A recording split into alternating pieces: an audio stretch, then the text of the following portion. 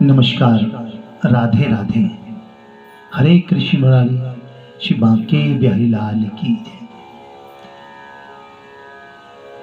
बोलो सदगुरुदेव भगवान की जय, गणपति महाराज की जय, जननी माता की जय, धरती माता की जय, गौ माता गंगा माता की जय, गायत्री माता की जय, जय जय साध संगत की जय। आदरणीय भक्तों, आप सभी को प्रातःकाल कार्तिक मास महीने की प्यार भरी राधे राधे। आज बड़ा ही पावन दिन और पावन पे भी पावन दिन मानेंगे। आज हम कार्तिक का तो महीना पावन होता ही है और सोने पे सुहागा आज एकादशी है। बड़ी खुशी और उल्लास के साथ सभी ने जैसी एकादशी रखते हैं उसमें बढ़ोतरी हो गई कार्तिक मास की। और कार्तिक मास में शुक्ल पक्ष और कृष्ण पक्ष जो एकादशी होती है वो बड़ी ही लाजवाब होती है और बड़ी सुकून देने वाली थी, क्योंकि कार्तिक का मास ऊपर से एकादशी, तो सारे ठाकुर जी राधा रानी के दीवाने बड़ी हर्षोल्लास के साथ इसको मनाते हैं। और आप सभी को हम इस चीज की बधाई भी देंगे कि दीपावली पर्व आ रहा है, कुछ ही दूर रह गया है। अवधवासियों के साथ साथ पूरा ब्रह्मांड, पूरे देवी देवता, इस युग के हो या किसी भी युग के हो, सभी प्रभु श्री राम के आगमन की तैयारियां कर रहे हैं, क्योंकि वहां से संदेश आ गया कि अगर मैं एक दिन भी देरी से आया तो मेरा भरत अपनी सांसें छोड़ देगा। ऐसी बात प्रभु श्री राम ने अयोध्या में पहुंचा दी थी और अपने सभी मित्रों को कहा।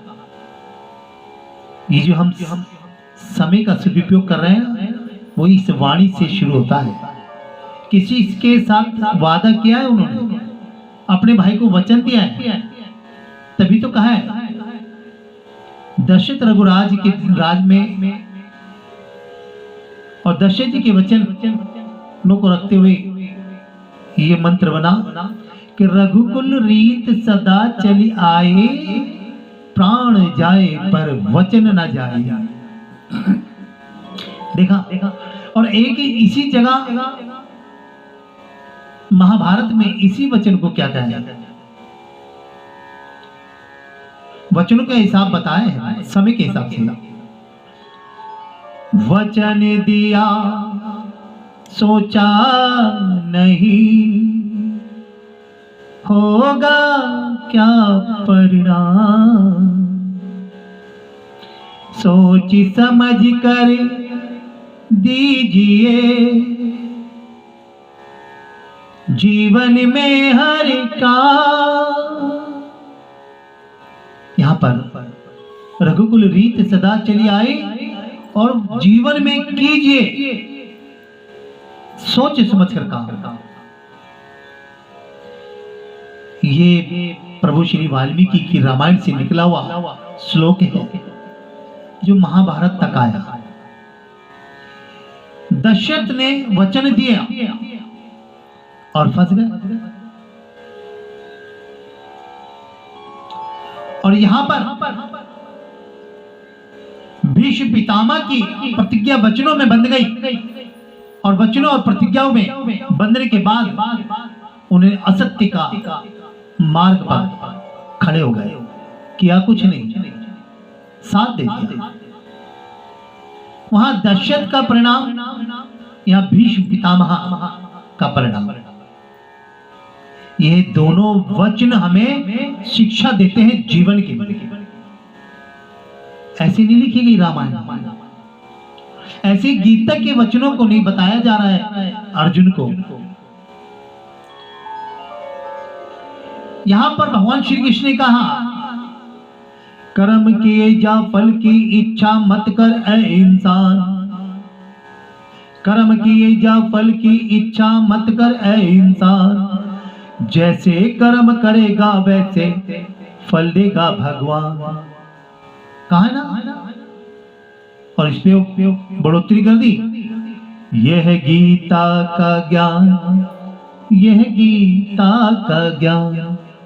आज के युग में कहा है कि ये गीता का ज्ञान है, नहीं तो ये बात तो पहले साबित हो गई, लागू हो गई कि कर्म का ही फल मिलता है। अगर दुर्योधन अच्छे कर्म कर रहा होता, अहंकार नहीं होता, अपने अंदर ईगो पैदा नहीं करता, तो दुर्योधन भी बहुत अच्छा ही लड़का था अपनी माता पिता का। और वहीं बेटों की बात की जाए तो एक राम ने पिता की आज्ञा का पालन किया, और वहां अगर महाभारत गीता की बात की जाए तो धृतराष्ट्र के अहंकार ने, उसके ईगो ने बेटे को अपना जैसा बना दिया। बोलिए राधे राधे, हरे कृष्ण मुरारी, श्री बांके बिहारी लाल की जय। देखिए कथाओं के बीच में गीता जी का भी, रामायण का भी जिक्र हो रहा है। यही तो रामायण और यही तो कार्तिक, इसलिए अच्छा लगता है। तो आइए चलते हैं ज्ञान वाहन पर बैठकर ज्ञान नगरी की ओर, क्योंकि शब्दों में हमने भगवान को देखा है और ये प्रमाणित है। अगर शब्द नहीं बनते किसी भी भाषा के,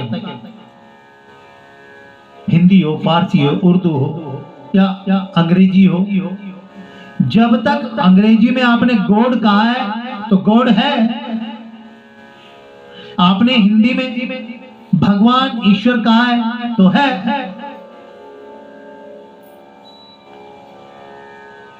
मोमिन भाई अल्लाह बोलते हैं तो वो है। कहीं तो प्रमाण है इस बात का कि शब्दों में भगवान होते हैं। प्रत्यक्षता तो यही दर्शाई है प्रभु वाल्मीकि ने। जब प्रश्न उठा कि प्रभु कण कण में भगवान बताते हैं, तो हमें तो आज तक किसी ने इसको दर्शाया नहीं और प्रत्यक्षता प्रमाणित की नहीं। भगवान वाल्मीकि समझ गए कि आने वाले युग में ये प्रश्न जन जन में होगा, कण कण में भगवान ढूंढने का, जन जन में होगा कण कण में भगवान ढूंढने का। साधुवत प्रणाम किया उस प्राणी ने भगवान वाल्मीकि को। आदि कवि हैं, उनकी कलम से जो शब्द लिख दिया गया वो शास्त्र बन गए, वो पुराण बन गए। वो शास्त्र बन गए, पुराण बन गए, वेद बन गए, और उन्हीं शब्दों में भगवान बस गए। उन्हीं शब्दों में भगवान बस गए। उन्होंने उस प्राणी से कहा, उस मानव से कहा कि देख बेटा सुन, जितने कदम तुम चल के आए हो उतने कदम वापस चले जाओ और फिर मेरे पास आओ।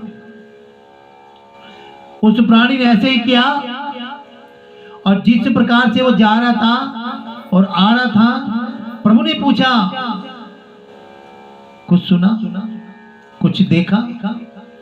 नहीं प्रभु, नहीं गुरुवर, मेरी कुछ समझ में नहीं आया। कहने पहली बात तो ये कि हर बुद्धिमान व्यक्ति, हर ध्यानस्थ व्यक्ति, हर शीलवान व्यक्ति, हर कर्तव्यपूर्ण व्यक्ति, हर नियम पे चलने वाला व्यक्ति भगवान को पहचान लेता है, ढूंढ लेता है और उसकी अपने अपने पास में महसूस कर लेता है।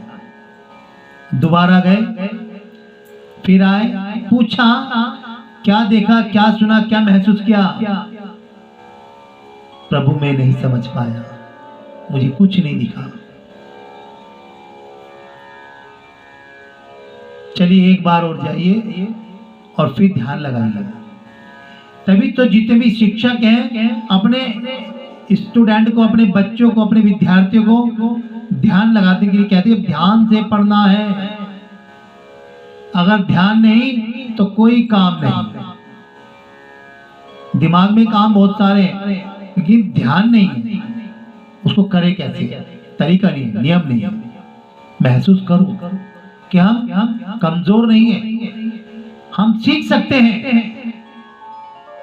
हमारे अंदर वो गति है, वो प्रतिभा छिपी हुई है, उसे निकालना है।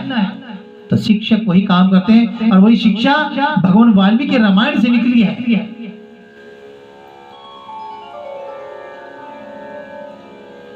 आगे चल के जब वो आए तो उन्होंने कहा कि कुछ सूखे पत्ते पड़े थे, उनकी आवाज आ रही थी।